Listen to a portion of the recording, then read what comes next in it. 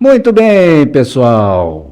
A partir de agora estamos ao vivo para todo o Brasil. Eu sou o professor Luciano Adley e essa é mais uma live sobre os nossos assuntos de física geral. Sejam todos bem-vindos, especialmente vocês da turma de Física 2. Hoje nós vamos tratar de um assunto que são as escalas de temperatura. Esse tema está dentro do que nós chamamos de termometria, ou seja, medição de temperatura. E esse é um processo que começou lá no século XVI, Galileu, inclusive, foi um dos pioneiros, e se desenvolveu ao longo dos séculos XVII até chegarmos ao século XVIII, onde a ciência das medições de temperatura, da termodinâmica como um todo, atingiu o seu ápice, o seu desenvolvimento. Então, nós vamos começar com a ideia de medição de temperatura, ou seja, termômetro. Como é que funciona o termômetro? Como é que a gente calibra esse dispositivo? Acompanhe lá. Na imagem 1, nós temos o famoso termômetro de bulbo.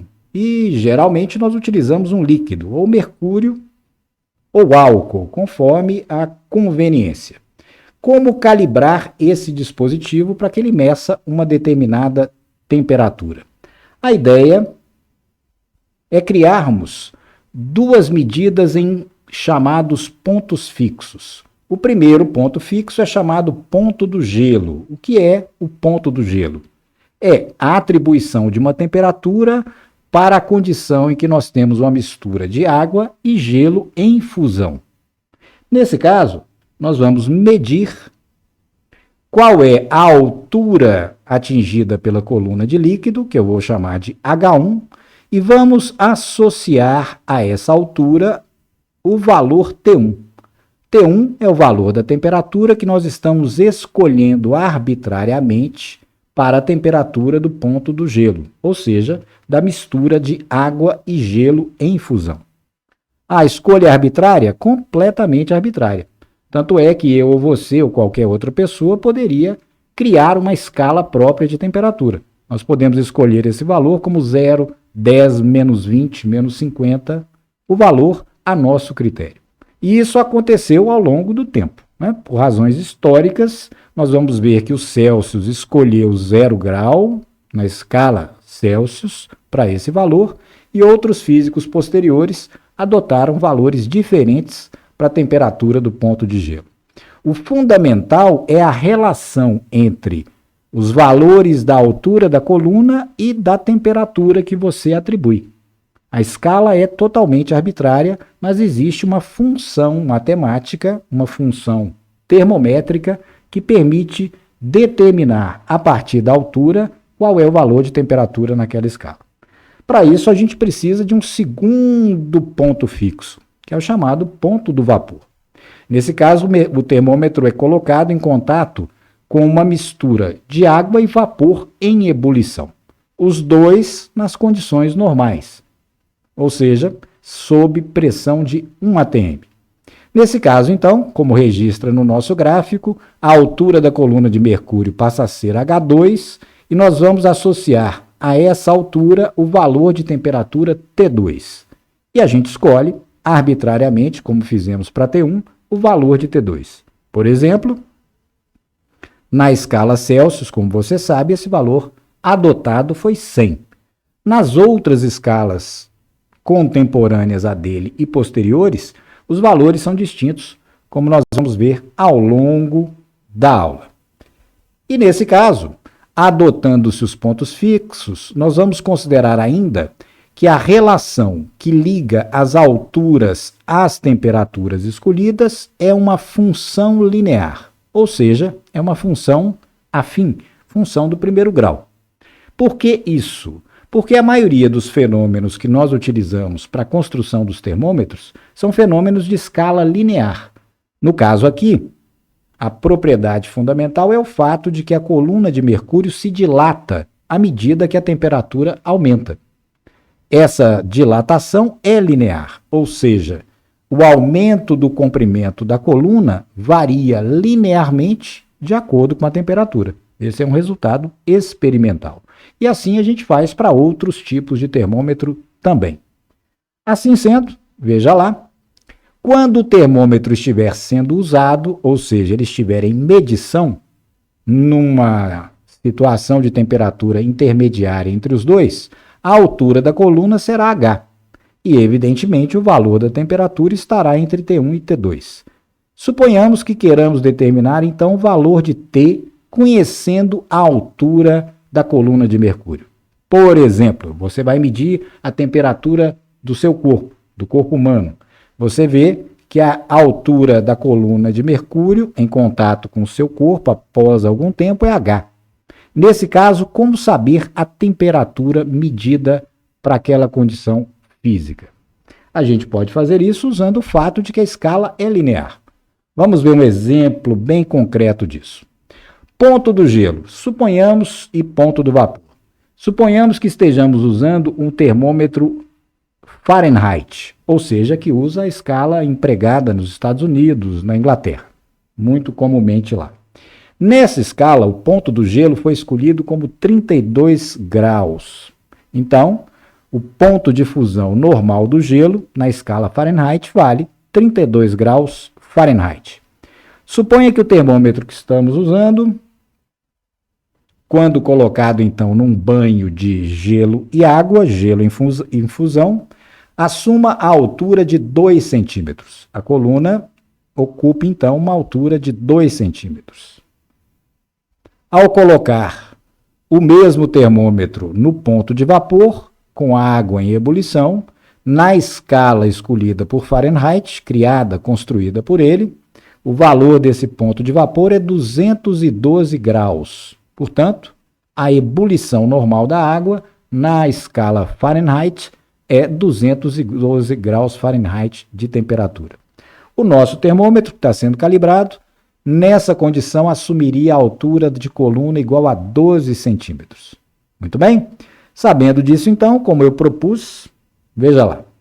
Supondo que você vai usar esse termômetro para medir a temperatura do corpo humano, ele assumiria a altura de 5,78 centímetros da coluna líquida. Nesse caso, então, quantos graus Fahrenheit de temperatura corresponde à temperatura do corpo da pessoa que está sendo testada? Como relacionar esses valores todos? Lembre-se, como nós dissemos há pouco, é uma escala linear. Então, nós podemos refazer a imagem anterior, o nosso gráfico, que mostra a altura da coluna em função dos valores de temperatura. Veja lá. Temperatura Fahrenheit de 32 graus correspondia à altura da coluna de 2 centímetros. Para a temperatura Fahrenheit de 212 graus, isso correspondia à altura da coluna de mercúrio do termômetro de 12 centímetros. Ao medirmos, no nosso caso, a temperatura do corpo humano, ele atingiu o mercúrio no interior do termômetro a altura H de 5,78.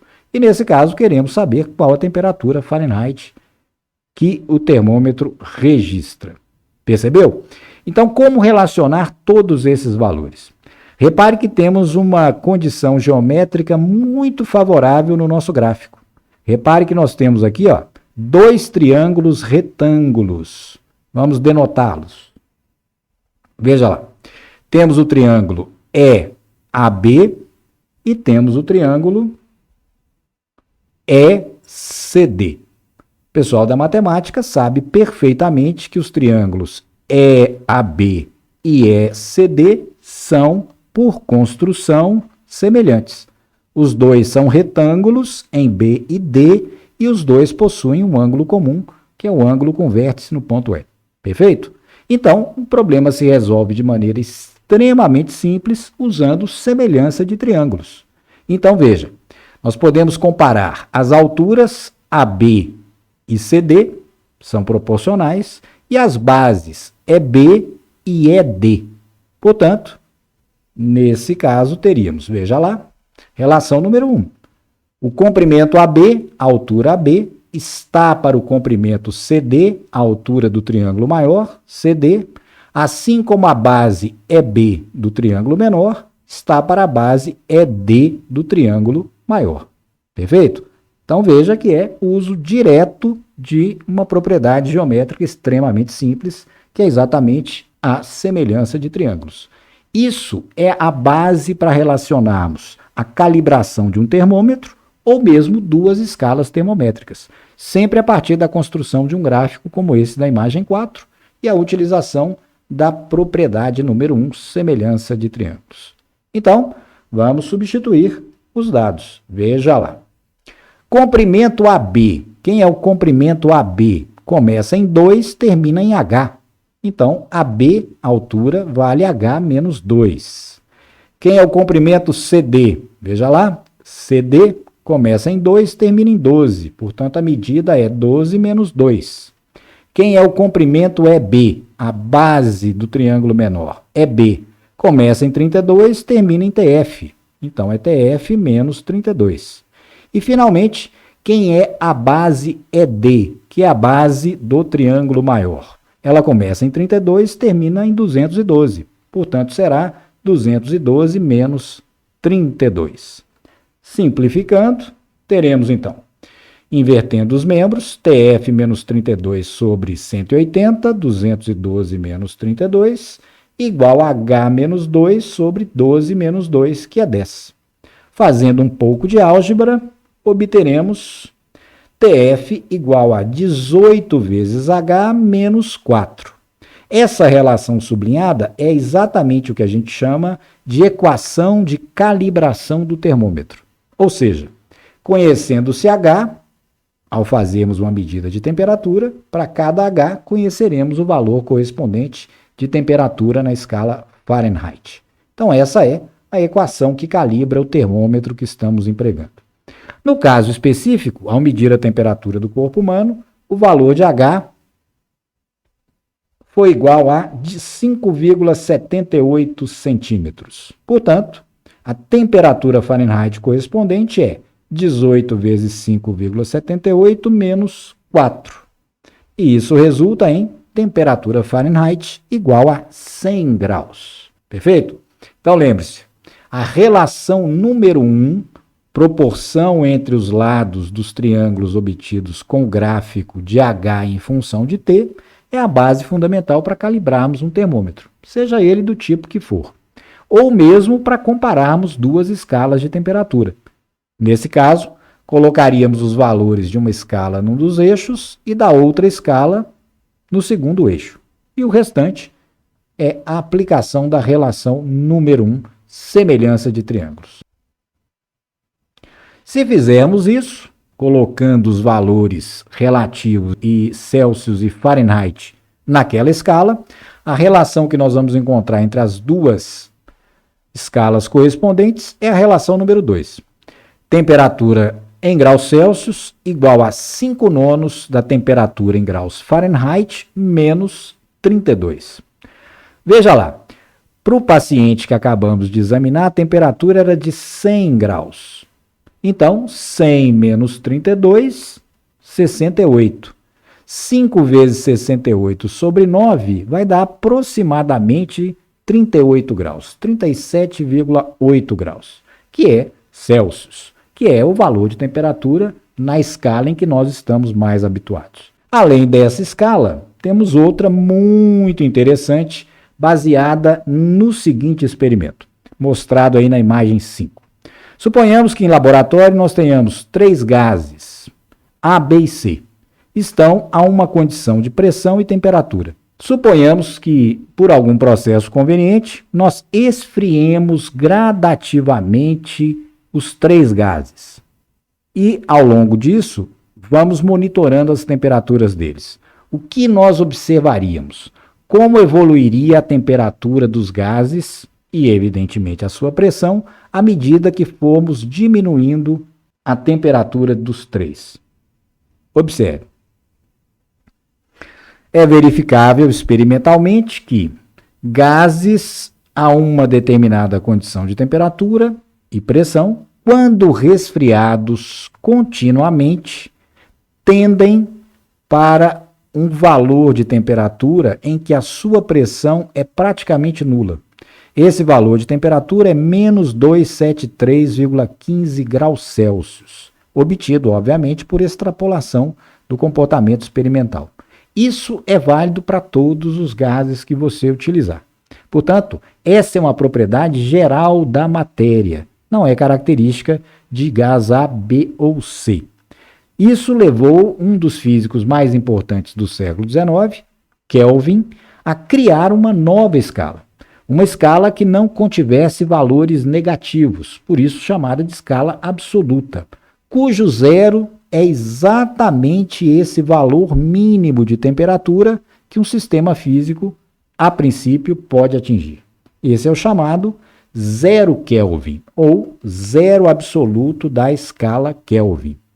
E ele está menos 273,15 graus abaixo do zero Celsius.